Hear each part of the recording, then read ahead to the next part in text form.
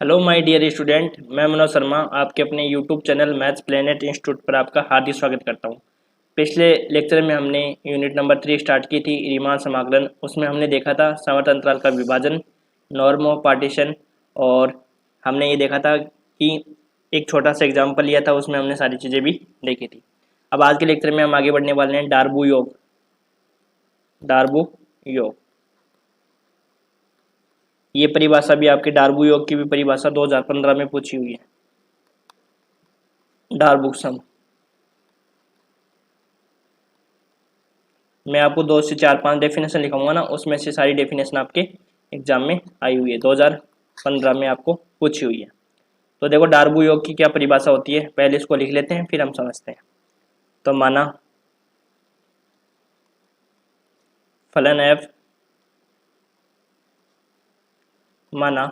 फलन f अंतराल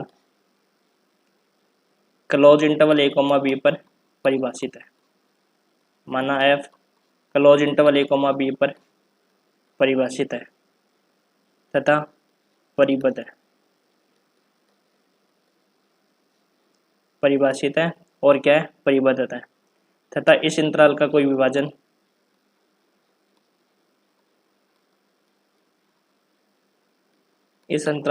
विभाजन विभाजन P बराबर A बराबर x0 x1 x2 and so on xn बराबर B है। हमने क्या मान लिया, फलन f है वो क्लोज इंटरवल a, b पर परिभाषित है, और एक हमने क्या मान लिया, इंटरवल मान लिया। ठीक है, अब इसमें ऊपरी डार्बू योग क्या होता है और निम्न डार्बू योग क्या होता है। तो ऊपरी डार्बू योग लिख लो पहले। यदि आपके देखो अलग अलग परिभाषा भी आ सकती है, अपर डार्बुक सम, या यदि आपको डार्बू योग की परिभाषा ही पूछे तब आपको अलग अलग भी लिख सकते हो, ऐसे अपर डार्बुक्स लिख के और साथ में भी आप सारी चीज़ें लिख सकते हो। तो ऊपरी डार्बू योग क्या हो जाएगा अपने पास, और लोअर डार्बू योग क्या हो जाएगा। तो ऊपरी डार्बू योग को हम यूएफपी से रिप्रेजेंट करते हैं, यू फलन और यहाँ पे पार्टीशन। तो यूएफपी बराबर होता है summation of are equal to 1 to n capital M are into R V उपअंतराल की लेंथ की लंबाई की बात कर रहे होते हैं ना, तो ये हो जाएगा अपने पास एक्स आर माइनस वन। ये समझ में आया क्या। देखो सबसे पहले आपको लिखना है कि फलन एफ है वो क्लोज इंटरवल a, b पर परिभाषित है और बाउंडेड है, और इस अंतराल का कोई विभाजन हमने मान लिया। ऊपरी डार्बू योग है उसको हम यूएफपी से रिप्रेजेंट करते हैं, और निम्न डार्बू योग को हम एलएफपी से रिप्रेजेंट करते हैं। और फॉर्मूला होता है इसका आपको summation of are equal to 1 to n capital M r. ऊपरी डार्बू योग में तो उच्चक आता है और निम्न डार्बू योग में निम्नक आता है। तो हम आरवी उपअंतराल की बात कर रहे होते हैं, मैंने आपको पहले ही बताया था कि हम आरवी उपअंतराल की बात करेंगे इसमें। तो ये हो जाएगा कैपिटल एम आर और स्मॉल डेल आर, ये आपका हो जाएगा ऊपरी डार्बू योग। अब बात करते हैं निम्न डार्बू योग की। निम्न, अभी आपको सारे ऊपरी डार्बू योग निम्न डार्बू योग सारे निकालने में आपको बताऊंगा एक एग्जांपल से। लोअर डार्बुक्स, तो जो है निम्न डार्बू योग होता है वो एलएफपी होता है। इसको लिखते हैं हम summation of are equal to 1 to n small M R into x r minus one, और इसको लिख देंगे हम summation of are equal to 1 to n small M R into del r. ये आपका होता है एलएफपी। ये आपका क्या होता है, एलएफपी। क्लियरली यहाँ से दियर फोर लिख सकते हैं हम। दियर फोर एलएफपी जो होता है वो यूएफपी से क्या होता है, छोटा होता है। एलएफपी जो होता है वो यूएफपी से क्या होता है, छोटा होता है। फॉर ऑल पार्टीशन के लिए, पी क्लोज इंटरवल ए, बी के पार्टीशन के लिए। ठीक है, और हमने ये भी तो देखा ही था स्मॉल एम आर है वो कैपिटल एम आर से क्या होता है, छोटा होता है। ये लास्ट लेक्चर में हमने देख लिया था। ठीक है, देखो इस चीज़ को हम ऐसे लिख देते हैं, देखो यहाँ से ऐसे बना देते हैं।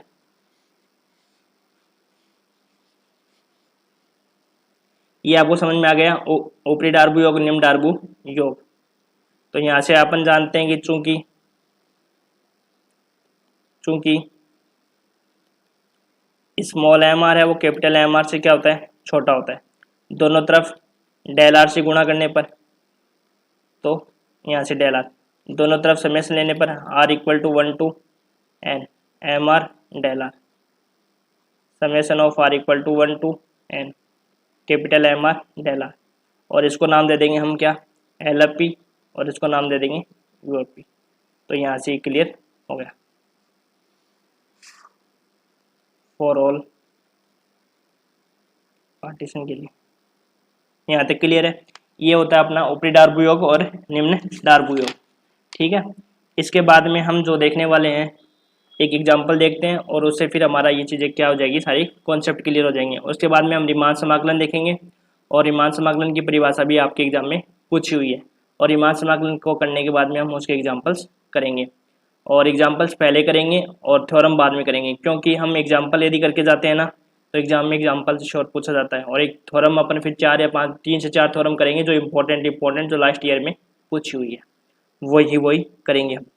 ठीक है, तो एक एग्जाम्पल लिख लो जिससे आपकी सारी चीज़ें उच्चक निम्नक सब चीज़ें क्लियर हो जाएगी। ऊपरी डार्बू योग कैसे निकालते हैं, निम्न डार्बू योग कैसे निकालते हैं, सारी चीज़ें आपकी कॉन्सेप्ट है वो क्लियर हो जाएगा।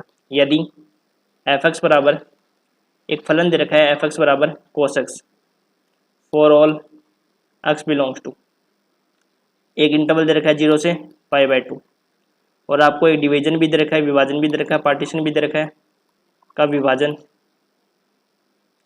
हो तो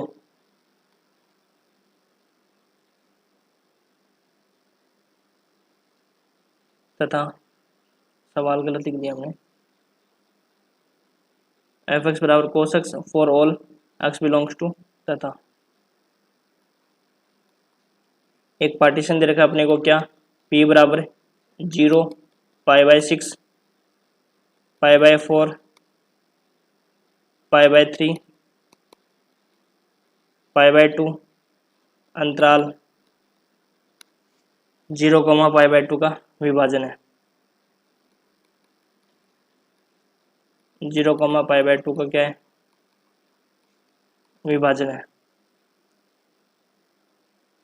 हो तो एल एफ पी और यू एफ पी याद करो। तो ये सवाल आपको सारी जितनी भी थ्योरम अब तक करी, जितनी भी हमने परिभाषा देखी है वो सारी परिभाषा आपको क्लियर कर देगी। इस एग्जाम्पल को आप अच्छे से समझ लेना। अब देखो यू एफ पी और एल एफ पी कैसे ज्ञात करते हैं, तो देखो सबसे पहले अपने को फंक्शन क्या दे रखा है, कोस एक्स, एफ एक्स बराबर क्या दे रखा है, कोस एक्स दे रखा है, for all x belongs to 0, π/2। ठीक है, और इसमें विभाजन भी दे रखा है, तथा p बराबर आपको दे रखा है 0, π/6 π/4 π/3 और π/2, ये दे रखा है आपको विभाजन है। तो इसके अब सब इंटरवल बनाओ। I1 मैंने एक इंटरवल बना लिया, कैसे, 0, π/6, I2 बना लिया मैंने π/6 π/4, तीसरा इंटरवल π/4 से π/3, I4 बना लिया मैंने π/3 से π/2। ये हमने क्या बना लिए, 4 इंटरवल बना लिए। तो मैंने आपको बताया था कि आपको जो पार्टीशन देंगे उसके सब इंटरवल बनाना आता है, ऐसे बना लोगे। अब देखो इन उप अंतरालों की लेंथ निकालते हैं, तो क्या निकालोगे, सबसे पहले del 1 निकालो। तो del 1 कैसे निकालते हो आप, π/6 में से 0 घटा दो तो ये आ गया π/6। फिर हम निकालते हैं del 2 कैसे निकालोगे, π/4 माइनस π/6, तो ये कितना आ जाएगा, π/12, 12 एलसीएम, हाँ 2π/12,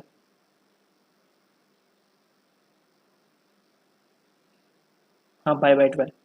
del 3 निकालो, del 3 कैसे निकालोगे, π/4 माइनस π/3, π/3 माइनस π/4,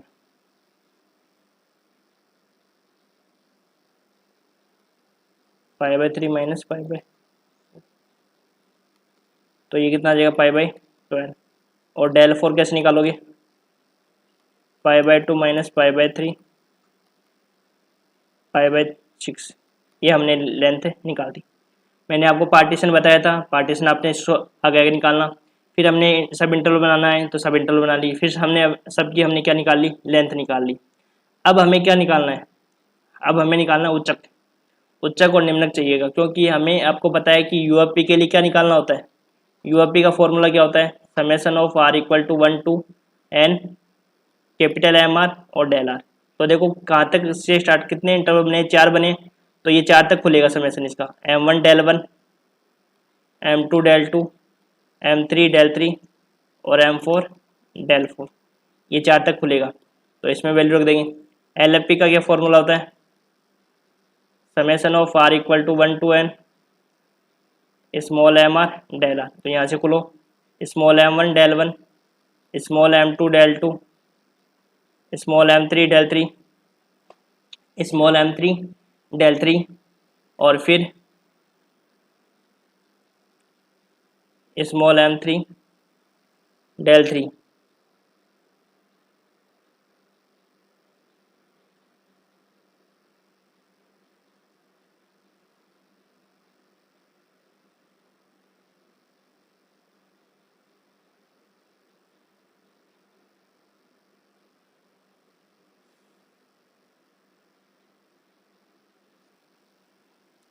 तो यहाँ पे क्या हो जाएगा, स्मॉल एम आर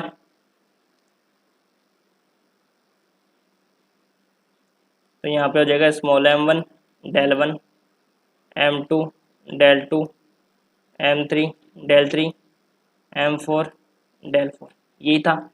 अब इन सब की वैल्यू निकालने के लिए आपको क्या निकालने हैं, उच्चक और निम्नक। अब देखो इंपॉर्टेंट तो होते हैं उच्चक और निम्नक, कैसे निकालते हैं वो सीख लो। यहाँ पे कैसे निकालते हैं, देखो कैपिटल M1 निकाल रहे हैं और अपन क्या बात करें, fx के अंतराल की बात करें, और fx जो fx का अंतराल है 0,π/6, इस 0,π/6 में क्या निकालेंगे, उच्चक।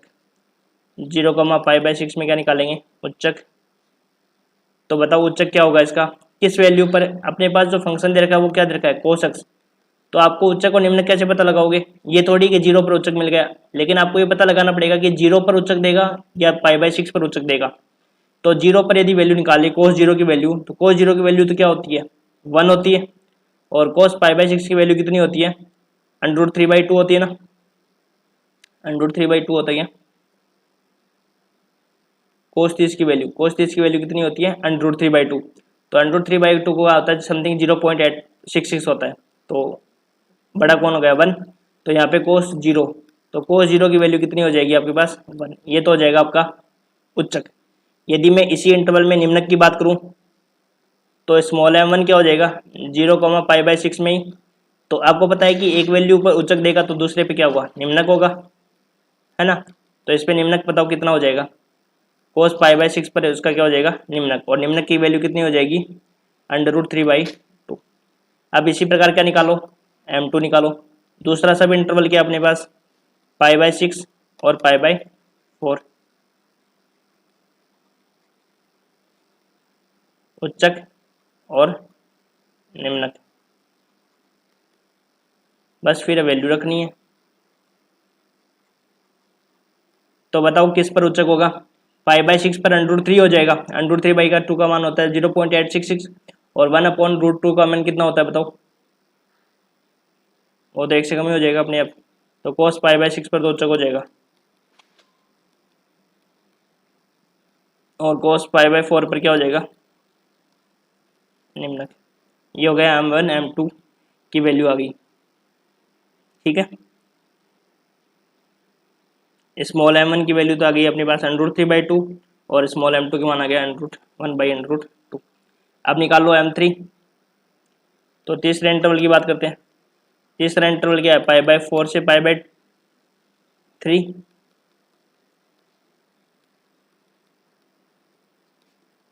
उच्चक, और यहाँ पे स्मॉल m3।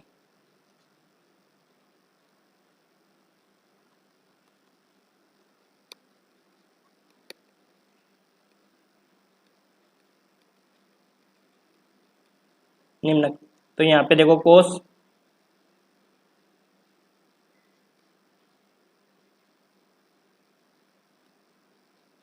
कोस किस पर वैल्यू पर आएगी, उच्चक वैल्यू। तो cos π/4 पर तो उच्चक आ जाएगा 1/√2, और cos π/3 पर क्या आ जाएगा निम्नक।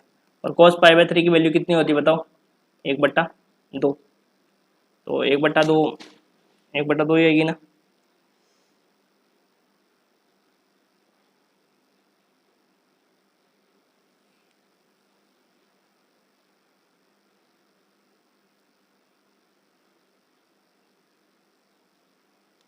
ठीक है। यदि स्मॉल एम कैपिटल M4 की बात करें तो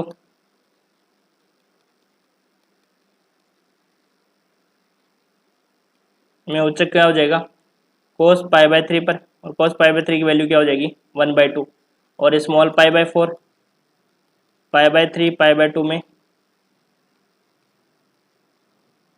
निम्नक, तो कोस पाई बाय 2 की वैल्यू कितनी हो जाएगी 0 हो जाएगी।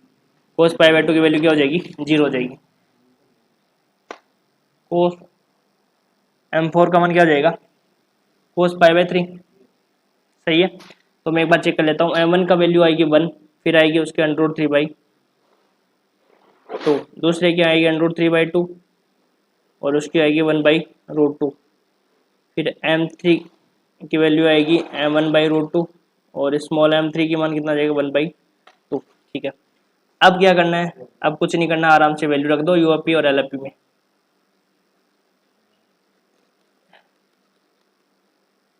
यूएफपी क्या हो जाएगा, summation of are equal to 1 to 4, capital M are del R, M1 del 1, M2 del 2, M3 del 3, M4 del 4, रख दो वैल्यू। M1 की वैल्यू कितनी आई है अपने पास 1, और डेल 1 की π/6, M2 की वैल्यू कितनी आई है √3/2, और डेल 2 की वैल्यू कितनी आई है π/12, M3 की वैल्यू कितनी आई है बताओ 1/√2, और उसकी वैल्यू π/12, और उसकी वैल्यू कितनी आई है 1/2 इंटू π/6। जब इसको सोल्व करोगे सब में से आपको पता है कि एलसीएम कितना आ जाएगा π/24 ले लो,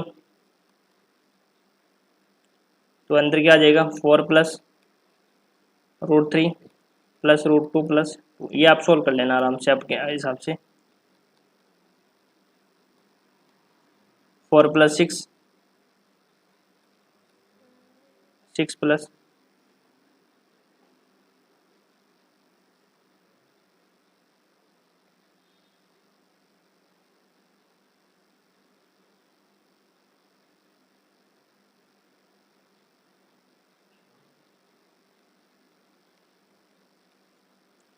इतना ही आना चाहिए मान मेरे हिसाब से। π/6 24 से गुणा कर दो सारे को, तो 24 से गुणा कर दोगे तो 4 से गुणा कर दिया 4 आ जाएगा यहाँ पे, √3 आ जाएगा यहाँ पे, सही है। ठीक है, ये आंसर आ जाएगा। एलएफपी निकाल लो।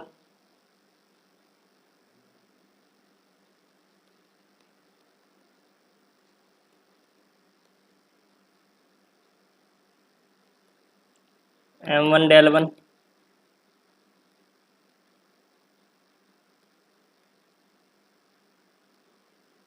बस वैल्यू पुट कर दो।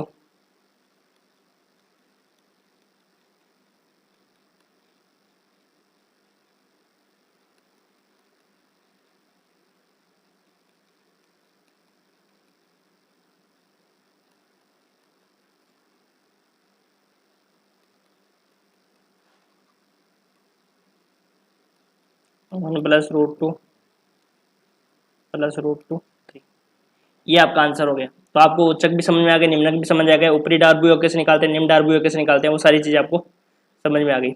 अब अपना टॉपिक है थ्योरम, अपन बाद में करेंगे, पहले हम एग्जांपल करेंगे। उसके लिए पहले मैं आपको ऊपरी रीमान और निम्न रीमान समाकलन बताता हूँ, और फिर रीमान समाकलन बता देता हूँ, और उसके बाद में हम एग्जाम्पल, अगले लेक्चर में एग्जाम्पल स्टार्ट करेंगे। पहले हम इनकी डेफिनेशन देख लेते हैं।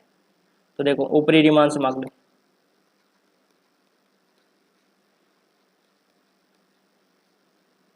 ऊपरी रीमान अपर रीमान इंटीग्रल, और आपको मैं ये भी बताऊंगा कि एग्जाम में परिभाषा आएगी तब आपको कैसे लिख के आना है। तो ऊपरी रीमान समाकलन क्या होता है और निम्न रीमान समाकलन क्या होता है, तो देखो इसकी डेफिनेशन लिखते हैं।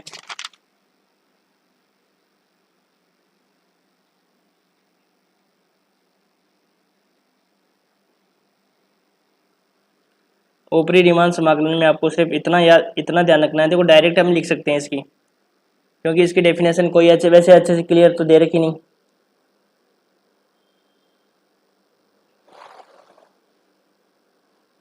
तो जो ऊपरी डार्बू योग होता है, उस ऊपरी डार्बू योग का समुच्चय, उसका ही हम क्या कहते हैं, इन्फीमम वैल्यू ली जाती है।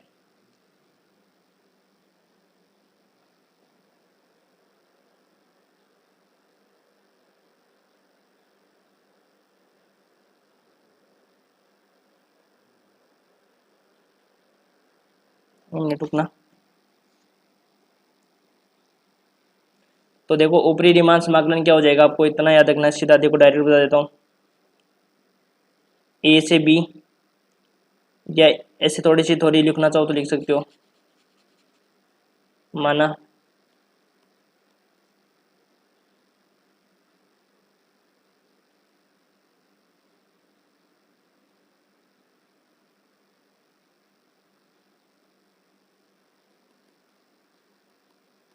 क्लोज इंटरवल ए कॉमा बी है, तथा विभाजन P बराबर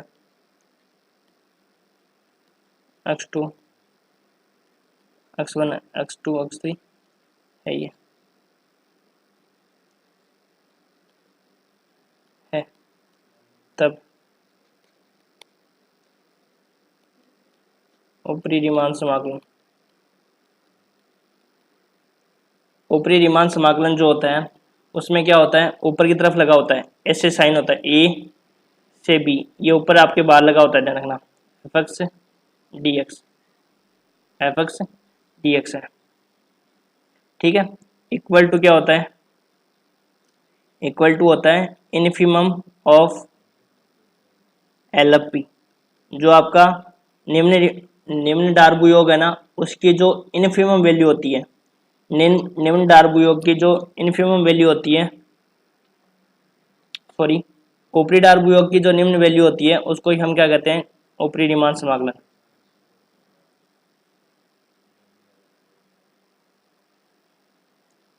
यूएफपी की जो निम्न वैल्यू होती है, उसको ही हम क्या कहते हैं,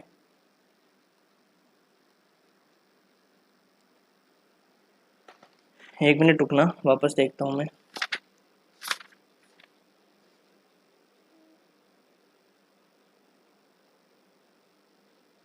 हाँ, ये तो होता है ऊपरी रीमान समाकलन। ऊपरी रीमान समाकलन क्या होता है कि जो यूएफपी होता है ना, ऊपरी डार्बू योग, उसकी जो इन्फीमम वैल्यू है, उसको ही हम क्या कहते हैं, ऊपरी रीमान समाकलन। और ऊपरी रीमान समाकलन को रिप्रेजेंट करने का तरीका होता है, वो इस ए से बी तक, बी के ऊपर बार लगता है, ठीक है।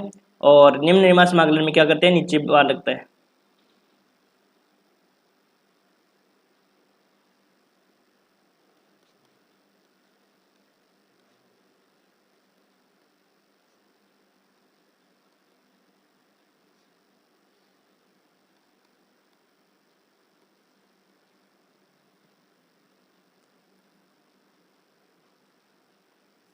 इसके लिए क्या होता है, ए से B F X D X बराबर क्या होता है, supremum value of L F P, और यहाँ पे पी जो होता है पार्टीशन लिया जाता है, क्लोज इंटरवल ए कोमा बी का पार्टीशन। ये आता है आपका निम्न रीमान समाकलन। और उसके बाद में रीमान समाकलन, ये ऊपरी रीमान समाकलन और निम्न रीमान समाकलन दोनों बराबर होते हैं, तब फलन क्या होता है, रीमान समाकलन ये होता है।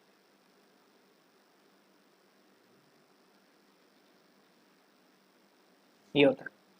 तो निम्न रीमान समाकलन की परिभाषा लिख लो, ये आपकी पूछी हुई थोरम है, ये परिभाषा आपको पूछी हुई है रीमान समाकलन की, कब पूछी हुई है, परिभाषा में देखता हूँ कब पूछी हुई है, बीकानेर यूनिवर्सिटी 2013 में पूछी हुई है। तो रीमान समाकलन में आपको क्या लिखना है, अंतराल क्लोज इंटरवल ए कोमा बी पर परिभाषित फलन एफ रीमान समाकलन कहलाता है, या रीमान समाकलन ही कहलाता है।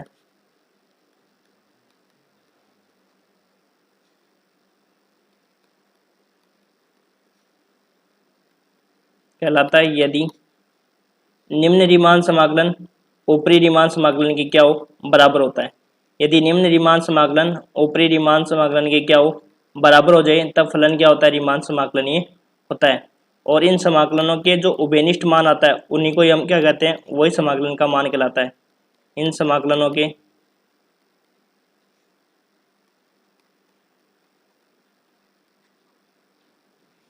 उभयनिष्ठ मान को एफ का क्लोज इंटरवल a, b पर रीमान समाकलन कहते हैं।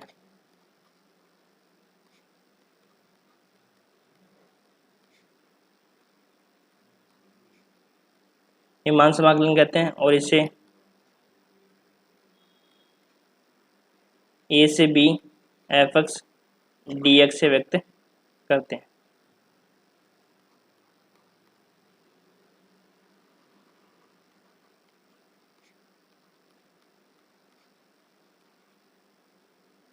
या एफ रीमान समाकलनीय इसे भी व्यक्त करते हैं। अब देखो रीमान समाकलन की आपके एग्जाम में जो परिभाषा आएगी तो आपको क्या लिखना है, इधर देखो एक बार सारी चीजें मैं वापस से बता देता हूँ, एक बार शॉर्ट में समझा देता हूँ। पहले हमने क्या निकाला था, निम्न डार्बुयोग, सारी चीजें यहीं से क्लियर होती हैं। निम्न डार्बुयोग, और निम्न डार्बुयोग के लिए इसको किससे रिप्रेजेंट करते थे, LFP से, summation of R equal to 1 to n small mr del r। ऊपरी डार्बुयोग ये क्या होता है, UFP, और इसके लिए क्या होता है, summation of R equal to 1 to n capital mr del r। ये समझ में आ गया आपको, ऊपरी डार्बुयोग निम्न डार्बुयोग। अब ऊपरी रीमान समाकलन और निम्न रीमान समाकलन क्या होता है,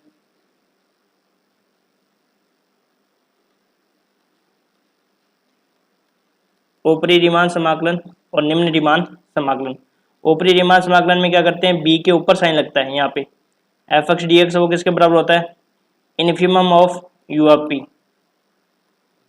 जो UFP होता है उसका निम्नतम वैल्यू तो होती क्या, ऊपरी रीमान समाकलन, और निम्न डार्बु जो योग है उसके क्या होता है, सुप्रीमम वैल्यू, वो आपकी होती है निम्न रीमान समाकलन, और ये होता है निम्न रीमान समाकलन।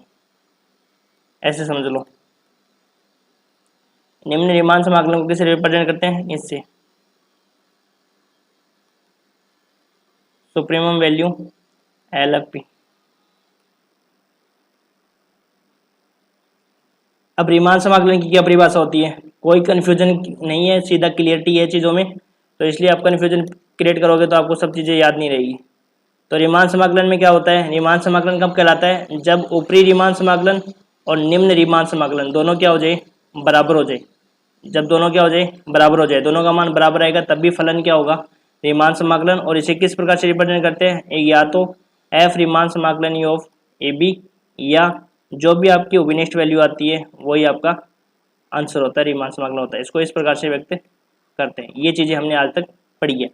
अब अगले वाले लेक्चर में हम एग्जाम्पल फर्स्ट सेकंड थर्ड करने वाले हैं। पहले सारे एग्जाम्पल्स क्लियर करेंगे और उसके बाद में थ्योरम करेंगे। Thank you.